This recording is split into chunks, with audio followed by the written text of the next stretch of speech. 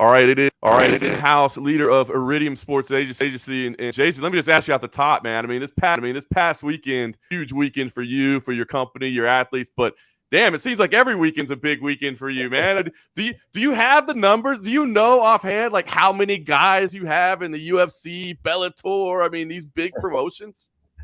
Not on top of my head. I think in the UFC, I think it's around 100, 105. It's in that ballpark right now.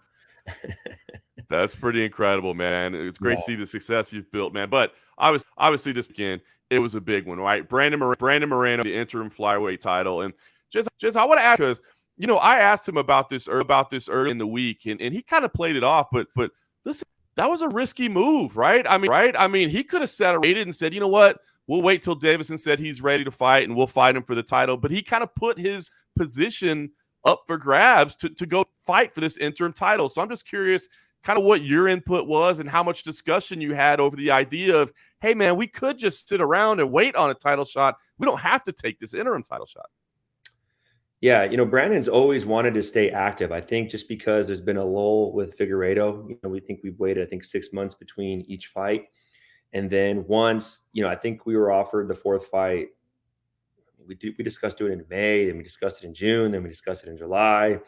It was just getting to a point where we realized it wasn't going to happen anytime soon. And Brandon's someone that has always told me that if I'm the best, I have to go out and fight everybody. And he's never shied away from that. There were some different options being discussed, and he said yes to all of them. He was ready to go. And even now, his first thing he told me was, Jason, please, I just want to fight once more this year. He wants to stay active. However, if it does end up in Brazil, that would be January. So that would push us back a little bit. So in the long play, I think it worked out for us, right, that we got to get one in this summer if we were going to have to wait till January to fight Figueiredo. It's an admirable attitude. I mean, that's exactly what you want. But does the business, the business in you ever say, whoa, hold on, man. I mean, you guarantee title shot, like that's got some money. Why don't we just sit around and wait a little bit? I mean, definitely, Figueiredo, that fourth fight is a huge fight. It's a huge opportunity, both monetarily and for our legacy. For me, most importantly, was the legacy. To be able to do a quadrilogy, to do the fourth one, to have this opportunity to put this all to bed, that's what I wanted. The fear in this was that if that fight didn't happen, right, that we would lose that opportunity to kind of, to solve this, put an end to this once and for all. And now that we've won, I think it's only hyped up the fight even more. And now the opportunity is there for us to really do it once and for all. I love it. And you know what I'll tell you, Jason? I kind of don't love the face off, a little bit kind of pro wrestling ish for me. And I think, as Dana White said afterwards, it kind of takes away a moment from the guy that just won. But I want to say, as much as I didn't like it as I saw Deiveson enter the cage, I loved what happened afterwards, where Brandon said, look, man, let's not be disrespectful. We're great martial artists. This is going to be a great fight. And you know what? Kudos to Deiveson, who could have just said, no, I'm still going to be rude. I'm still going to be this, the dude with the sunglasses on. But Deiveson kind of said, yeah, man, let's fight. I thought what could have been kind of a weird into a really, I'll say a beautiful. I thought it was amazing. It's funny because people were sending me photos like, hey, you look so serious in the cage. It's probably because I was kind of wondering what was going to happen, right? Like if Figueiredo was going to try and get confrontational. So I was kind of wondering what he was doing or what the intention was of bringing him into the cage. And, I saw an article from one of your former colleagues, and he kind of mentioned that Brandon blew his moment there, that was his chance to do a very pro wrestling-like thing. But I think what makes Brandon is him just always coming from that side of humility. That's who he is. And I thought it went great. I thought he did exactly what he in his heart is. And you never want your client to put on a shtick or to act in a way that's not authentic. And I think he only raised the stock more by just being true to himself. And I thought it was very admirable. And I went back home and I told my wife, I don't know as a man, if I'm in that moment, I just won the belt. I got this guy in front of me who's been my adversary. If I could be thinking about my daughter and what's best for my family in that moment, I thought that was very intelligent, very, man, it'd be hard for me not to get heated seeing this person that I've fought 3 times. I think he handled it with such grace. He never ceases to amaze me. I agree, man. You saw his true character there. I know the fourth fight's coming. We rolled the dice, but we're excited about it. What insight can you give us? I mean, I guess we say we know what's happening. A lot of people speculating Deiveson looked a little bit over 125-pound limit. You know what I mean? But I guess what can you tell us about what you've heard so far? I mean, Is Brazil, does that look like something that could happen, which would be pretty cool? I mean, what can you tell us about where we stand just a couple days later? Yeah, I spoke to Mick yesterday about. I know their matchmaking meeting is today, and I just told Mick, I said, listen, Brandon doesn't care where the fight is at. He really doesn't. He just wants the fight to happen as soon as possible. If we can't do this till January in Brazil, then so be it. But if there's November, December, we're more than ready to go. Brandon's fairly healthy right now. He could really get back at it soon. He just wants to stay active. These are the best years of his life, his career, and it's time to capitalize them and fight as much as possible.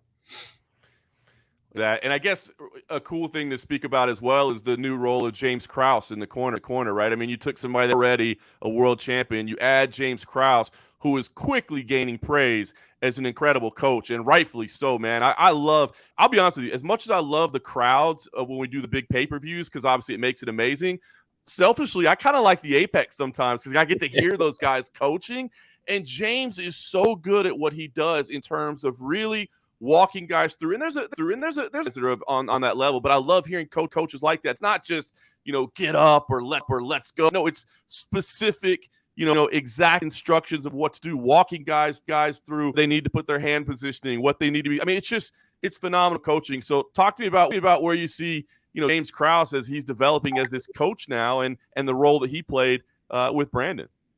I think he did a phenomenal job this camp of blending the different coaches that were a part of his team, Coach Capetillo, Coach Hoya, Coach Hector Vasquez, and really worked together as a good unit to make sure that everything went smoothly for Brandon. I really thought the cohesiveness of those 4 coaches, they did a phenomenal job.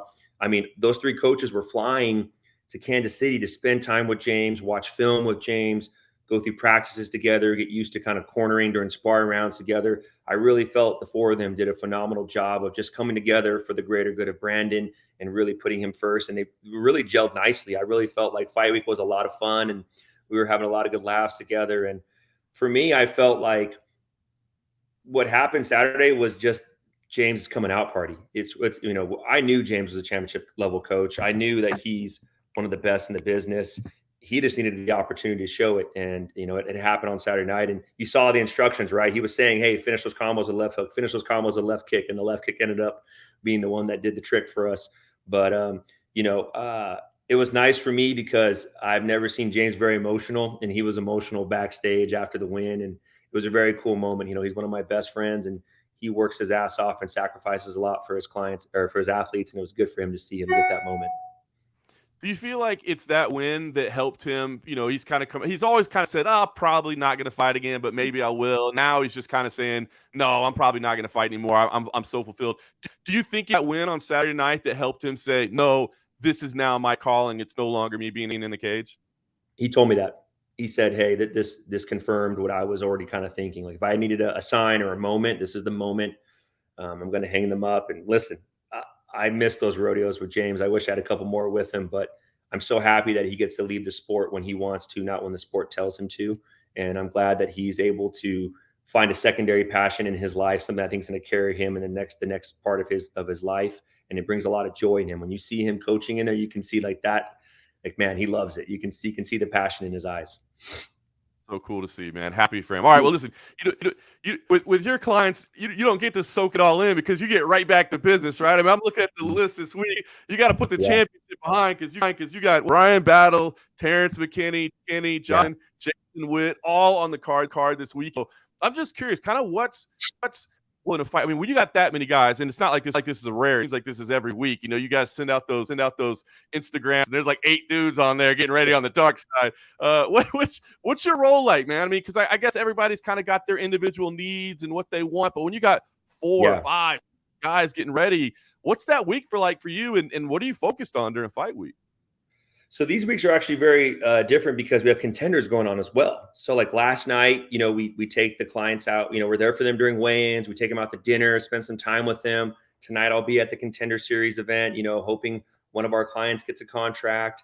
And then on fight week, you're really assisting any way you can, taking them to the store, help getting them weight cut supplies, being there for them at weigh-ins, taking them out to dinner Friday night, attending the event on Saturday. So you're really just kind of playing rover and doing whatever it is, maybe picking up their parents at the airport or picking up a coach or whatever it may be. You know, the list never goes on. My wife laughs because our house is kind of like a little storage facility, right? I need sweet sweater, I need a sauna suit, or I need this. You know, you kind of keep it all on deck, ready to go in case they ever need anything. That's great, man. It's a lot going. Your wife has kind of become an integral part of things as well, right? I mean, initially, I didn't she knew that much about MMA in the beginning, but now I feel she's just part of the team with everybody else. You know what? She does a phenomenal job of just being so detailed. I feel like she always knows what certain clients like or need on fight week. And those little nuggets that she picks up along the way, I think really help us to serve our clients to the best of our ability. And it's funny because you're right. When she first started dating me, she knew nothing about the sport at all. Her whole introduction into the sport has been through us, you know. And, you know, I'll never forget when like maybe a couple weeks before we got married, if there was ever a sign I needed, you know, Frank Camacho lost in Dallas, Texas at Jeff Neal, and she was devastated. I mean, she was bawling, mascara everywhere, makeup everywhere. It was a mess. But I remember thinking like, man, it should mean that much, right? If you're going to do this and you're going to be in this business and you're going to be part of someone's career, it should mean that much. And it meant so much to me that she cared that much, that she was so bought in, right? You see some people, they're kind of like, oh, okay, whatever. But like not her, right? It meant that much to her. And I'm glad, you know, and even seeing her get emotional over Brandon, you know, it always makes me happy to see, because she was the one that wanted to recruit Brandon first and foremost before any of us did back in the day. Wow. little nugget now. for you. She's a talent scout. There's a screenshot she has where she was in Brandon's DMs like, hey, you don't know me. I think you and my husband work great together. And this is long, but it's like 2017 or 18, you know. And I was like, hey, you can't do that. Like, you know, you gotta, you know, don't worry that. And then it all worked out. Chito ended up being the one that brought us together with Brandon, and the rest is history. But yeah, I always laugh my recruiting wife over here. That's hilarious. What I get that is. All right. Well, you touched on Chito Vera. Man, big one for him coming up as well, right? Former champ Dominick Cruz. I mean, this is a legend of the sport. And I guess for you, I mean, listen, you talked about like the emotions, and I do love to see that when you're actually invested in your clients, when there's ups and there's downs, and you ride along with them.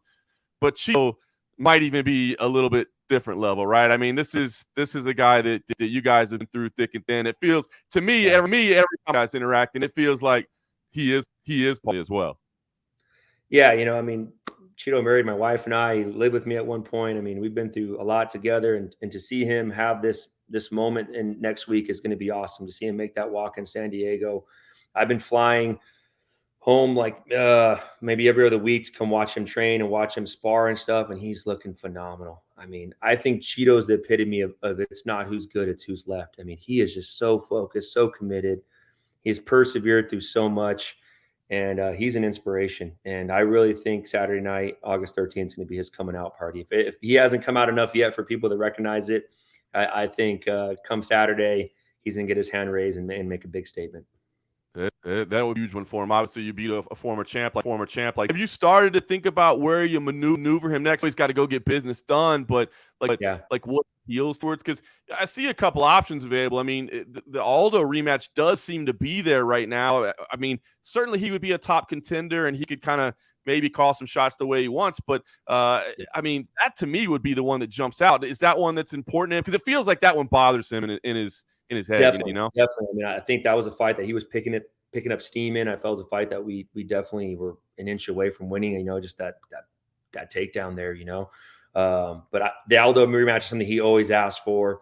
You know, we were discussing fighting Peter Yan in August before the Dominick opportunity came up. I think Yan wanted to wait till October to fight. So obviously maybe Yan O'Malley, you know, that fight, Aldo, Merab, that fight right there. These are big fights right now. Obviously seeing how things play out between Dillashaw and Sterling, and if Cejudo comes back, the road kind of has to pave itself right now. And we kind of have to see where it leads us. But I know that he'll be ready to go once more this year and get another victory.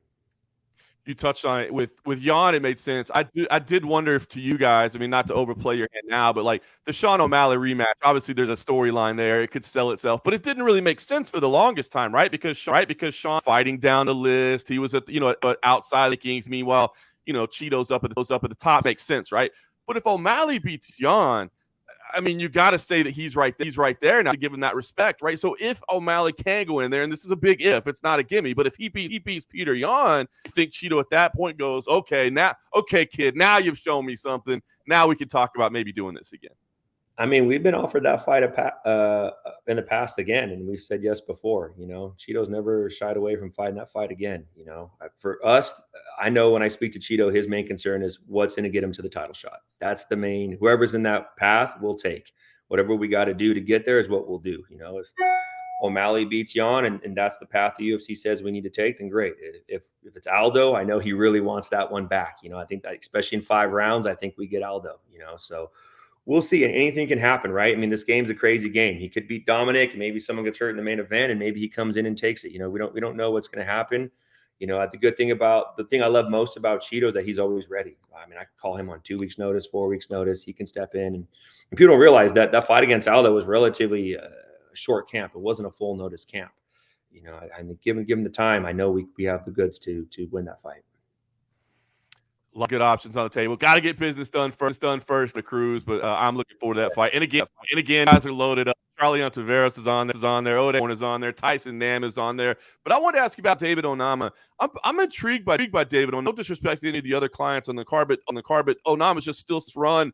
And the upside there really, really high to me. What can you tell me about Onama and where you see his ultimate path? Because from my eyes, he looks like somebody that we need to be keeping an eye on. I mean, if you look at his amateur record and then heading into his pro record, I mean, he's been lights out. He's phenomenal. I think he's one of the best prospects in the country. His performances in the UFC have shown that. I mean, he's a problem. He's going to be a problem in that division. And, right now it's just taking the right fights, getting them the minutes necessary in the cage to grow and develop and keep taking every step on the ladder. But he's someone that, James Krause is very, very high on. James has, been coaching him for years, another hammer coming out of Glory MMA. And I truly believe that he's going to be in title contention here in the near future. I tend to agree with that, man. That seems to be a high upside. So listen, I've taken a lot of your time, but I will say I have heard the emails dinging there in the background a little bit. I know there's some matchmaking going on. I mean, are we getting any bout agreements across? Anything that we can break as long as we're sitting here talking together? Yeah. We just booked Tatsuro for October 15th against CJ Vergara. So it'll be Tatsuro's, sophomore appearance here in the UFC. Obviously, coming from Japan, there's a lot of hype on him right now that he may be the next big thing out of Japan. And he's young. He's in his early 20s. He just was in Thailand doing camp, and I'm real excited to see him come back. And CJ's a very tough game opponent out of Texas, so I think it's gonna be a great fight, and we're excited to get him back in there. I love that. Well, I appreciate you sharing that with us. That's a good one, man. Well, listen, Jason, with all your clients and everything you got going on, I've taken up way too much of your time, man. But just want to wish you continued success. Congrats on what you've done, and we'll have to do this again, man. This was fun, man. Yes, Congrats sir. on everything going. Thank you.